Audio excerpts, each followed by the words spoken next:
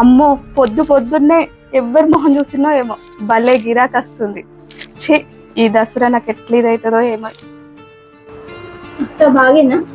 బాగానే, కూర్చో.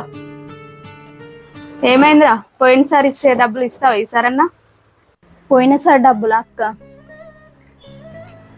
ఇంకా మా ఆయన జీతం రాలేదక్క, జీతం వచ్చినాక ఇస్తా. అవునారా, మరి ఇప్పుడు దేనికోసం వచ్చినావు? ఒక బ్లౌజ్ కుడతావని వచ్చిన అక్క, కుడతావా?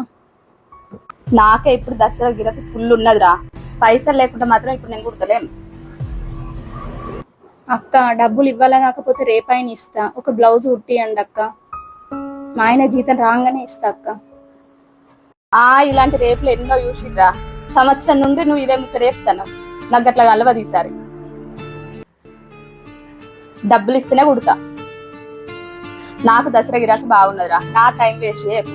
డబ్బులు ఇస్తావు చూడు, కుట్టిస్తా, లేకపోతే మాత్రం వెళ్ళి ప్లీజ్ ఏమనుకో. అంతేనా అక్క? అంతే అంతేరా. సరే మరి వెళ్తున్నా.